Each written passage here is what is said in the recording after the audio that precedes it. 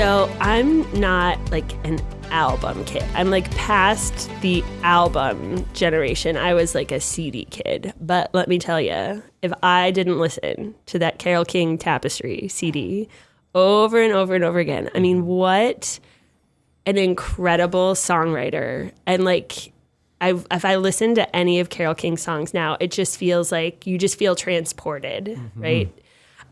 So I think that when we decided to do Beautiful, the Carole King musical, I think that was like, originally I was like, oh my gosh, this is the show that I cannot wait to see 7 times.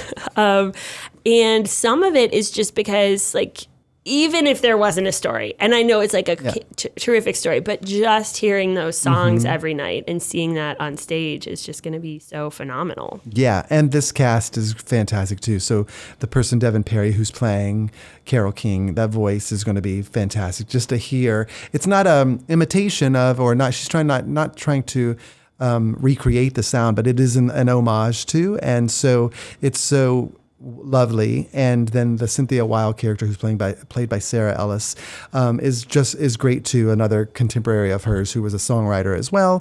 And then the 2 gentlemen who are playing opposite them, Jerry is being played by Bronson Norris Murphy, who was here last year as Gus in Cats, and was in Phantom of the Opera and was Phantom on the Phantom 2 Love Never Dies tour, and so he's coming back to play Carole's husband, who we kind of don't like because he's not the story. Come see it, you'll understand.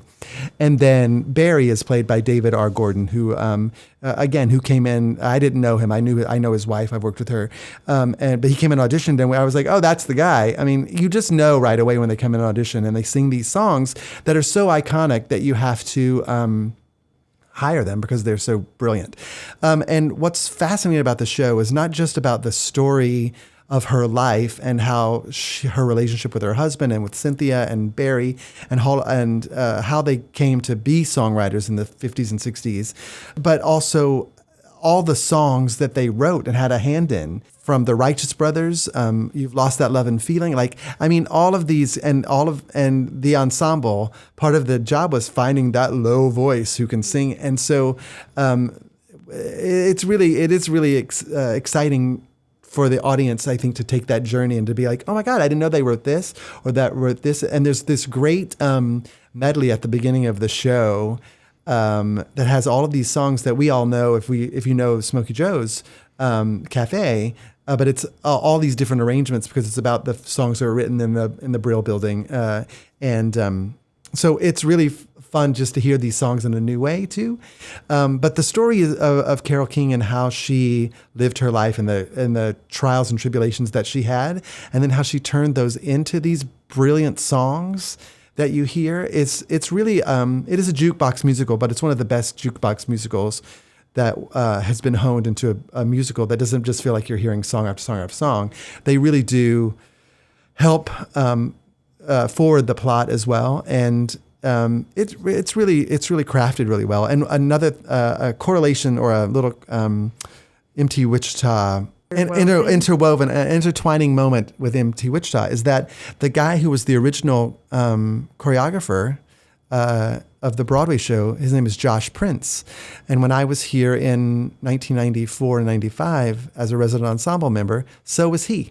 He graduated from Cincinnati Conservatory of Music, and we were in On the Town together and a bunch of other shows here. And then he went on to New York and did a few Broadway shows. And then he also was the choreographer of Shrek the Musical and now and Beautiful. And so that's kind of fun to have a show that he created come back here, and then I get to like help produce this show that, you know, it's just a weird moment. It's a kind of full circle cool moment to see like an offspring of this place who went on to do great things and create something that come back here to be on our stage again. That is cool. Yeah, I've been spending actually quite a bit of time looking at some old playbills as we're putting together this season's, because two of the shows, our first two, Gypsy and 9 to 5, we had done before.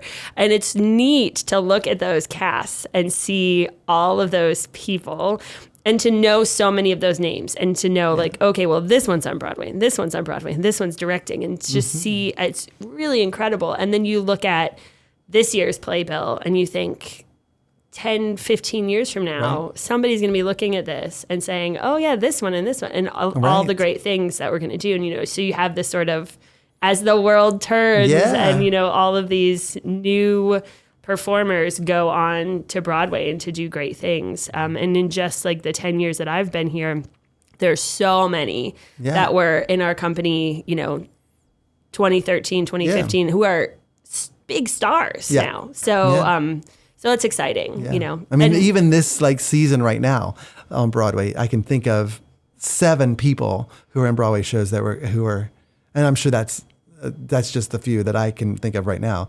If I really did a deep dive, we could see that there's many more that are on Broadway who are here within the last, 10 years. And I mean, it's fascinating. It's really fascinating and impressive, I think, and fun.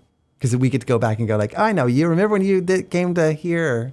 Yeah. Fun. It's really fun. Yeah. Definitely a Broadway star. You see, we've often had a tagline that's like, you see the Broadway stars of today and tomorrow. And that is like really true. It's like, you're going to see people this summer who are doing big stuff right now. Yeah. And then you're going to see people who are going to be doing big stuff in 24 months. It's like, so it's pretty neat. At Wichita prices. At Wichita prices. Which is great. Which are a fraction of the Broadway.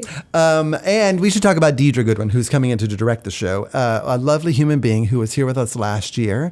And she directed and choreographed Ragtime. And which was it's a beautiful show, but it's the hard subject matter. And she's just really great. She's a great human. And then she's really great at being able to care for a cast who has to tell those stories. And so this story has some has some hard things too. I mean, Carole goes through a lot of hard things through her marriage and whatnot. And so to have that kind of humanity come into the building and be able to like talk about it and like work through it for an actor, it's really great. And I've known Deidre for a long time. We were Broadway dancers together, and we used to walk to work from the subway together through Schubert Alley. She would go to Chicago and I would go to Spamalot or Drowsy or something. And she's just always been a lovely human being. And now she's stepped into this directing thing. Occasionally she's on TV in some Law and Order or something, but she's spending most of her time doing directing and choreographing, and she's just wonderful. And so we're so glad that she was, she loved being here because, we, as the theater that's been around for 50 years, we have a lot of, we've kind of figured things out that other places haven't. And we have a lot of other extra toys to play with. And she was overwhelmed by all the greatness that was here in the middle of Kansas. And so she was thrilled to be able to come back. So we're so glad that she's coming back to work on this show.